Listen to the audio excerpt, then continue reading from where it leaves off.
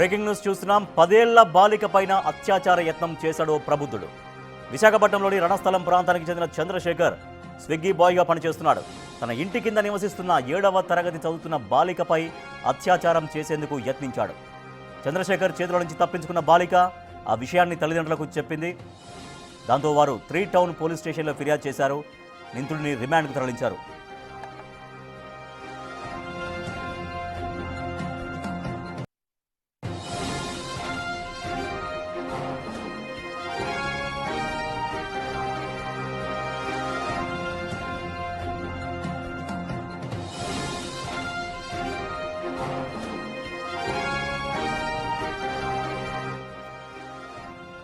అత్యాచార యత్నానికి సంబంధించినటువంటి breaking news Big TV screen పైన చూస్తున్నాం. ఇటువంటి ఘటనలు పునరావృతం అవుతూనే ఉన్నాయి.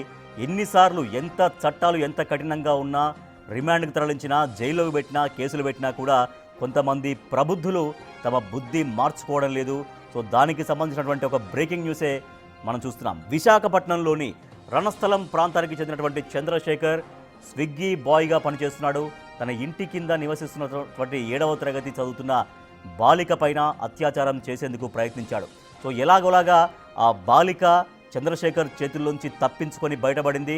సో చంద్రశేఖర్ ఈ రకంగా చేస్తున్నాడు, ఇట్లా వేధిస్తున్నాడు అంటూ తల్లిదండ్రులకి ఆ పాప తన గోడు వెళ్ళబోసుకోవడంతో తల్లిదండ్రులు పోలీస్ స్టేషన్లో కంప్లైంట్ చేశారు.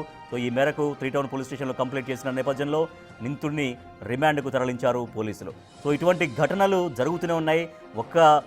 ఇక్కడే కాదు, మొత్తం దేశవ్యాప్తంగా ఇటువంటి ఘటనలు జరుగుతూనే ఉన్నాయి. చిన్నారులను చిదిమేసేటువంటి ఒక కామాంధులు అనేవి అడుగడుగునా కనిపిస్తూనే ఉన్నారు. సో అదే మనం విశాఖపట్నం రణస్థలం ప్రాంతానికి చెందినటువంటి చంద్రశేఖర్ వాళ్ళ ఇంటి కింద నివసిస్తున్నటువంటి 7వ తరగతి బాలిక పైన అత్యాచార యత్నం చేసే ప్రయత్నించాడు. మా ప్రతినిధి రాజు మరింత సమాచారం అందిస్తారు. రాజు, ఈ అమ్మాయి పైన ఆయన ఒక అత్యాచార యత్నం చేసేటువంటి ప్రయత్నం ఎప్పుడు జరిగిందని చెప్తున్నారు? ఆ పాప ఏం చెప్పింది? ఆయన పైన ఎటువంటి సెక్షన్స్ కింద కేసు కంప్లైంట్ చేశారు? నిన్న రాత్రి సమయంలో రణస్థలం ప్రాంతానికి చెందిన పెన్నింటి చంద్రశేఖర్ అనే స్విగ్గీ డెలివరీ బాయ్ వాళ్ళ ఇంటి కిందే నివాసం ఉంటున్నటువంటి 7th క్లాస్ చదువుతున్న బాలికను తన ఇంట్లో మాయమాటలు చెప్పి ఇంటి గదిలోకి రప్పించి బలవంతంగా అత్యాచారం చేసే ప్రయత్నం అయితే చేశాడు. అయితే ప్రతిరోజు కూడా అంటే పైన చంద్రశేఖర్ అడ్డుకుంటున్నటువంటిది అయితే ఉంది, కింద ఈ బాలిక వాళ్ళ ఫ్యామిలీ అయితే ఉంటున్నటువంటి పరిస్థితి నెలకొంది. అయితే ఈ నేపథ్యంలోనే తరచూ పరిచయం ఉన్నటువంటి బాలిక కావడంతో ఇంటికి పిలిచి అత్యాచారం చేసే ప్రయత్నం అయితే చేశాడు. వెంటనే చంద్రశేఖర్ నుంచి విదిలించుకునే ఆ బాలిక ఆ ఇంటి నుంచి ఆ పై ఫ్లోర్ నుంచి కింద ఫ్లోర్ కి అయితే వచ్చి తల్లిదండ్రులకి ఈ విషయం అయితే చెప్పింది. వెంటనే తల్లిదండ్రులు 3 టౌన్ పోలీస్ స్టేషన్ లో ఫిర్యాదు అయితే చేసినటువంటి పరిస్థితి అయితే ఉంది. కేసు నమోదు చేసుకున్నటువంటి ఆ పోలీసులు పిన్నింటి చంద్రశేఖర్ గురించి ముందు అయితే విచారణ చేసినటువంటి పరిస్థితి అయితే ఉంది. అతను అంటే పరారీ అవుతున్నటువంటి సమయంలోనే చంద్రశేఖర్ ని పోలీసులు అరెస్ట్ చేసి ప్రస్తుతం అయితే రిమాండ్ కి పంపించినటువంటి పరిస్థితి కనిపిస్తుంది. అయితే ఇలాంటి డెలివరీ బాయ్స్ లో అనేక ఆరోపణలు అయితే వస్తున్నాయి. వాళ్ళు తీసుకునేటప్పుడు వాళ్ళ బ్యాక్గ్రౌండ్ చెక్ చేసి కూడా ఖచ్చితంగా డెలివరీ బాయ్స్ కి సంబంధించి ఆ మేనేజ్మెంట్ తీసుకోవాలనేది ఎప్పటి నుంచో ఉన్నటువంటి డిమాండ్. అయినా కూడా బ్యాక్గ్రౌండ్ చెక్ చేయకుండా ఆ ఉద్యోగాల్లో తీసుకుంటున్నటువంటి వాళ్ళు ఇలా ఒంటరిగా ఉన్నటువంటి వాళ్ళ మీద హత్యలు కూడా చేస్తున్నటువంటి ఘటనలు విశాఖపట్నంలో ఉన్నటువంటి పరిస్థితి ఉంది. అలాగే ఈ 7th క్లాస్ అవుతున్నటువంటి బాలిక మీద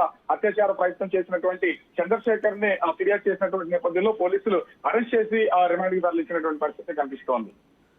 రైట్, థ్యాంక్ యూ రాజు. అఘాయిత్యం చేసేటువంటి చంద్రశేఖర్ అనే వ్యక్తి విశాఖపట్నం రణస్థలం దగ్గర ఉన్నటువంటి చంద్రశేఖర్ అనే వ్యక్తి స్విగ్గీ బాయ్గా పనిచేస్తున్నాడు.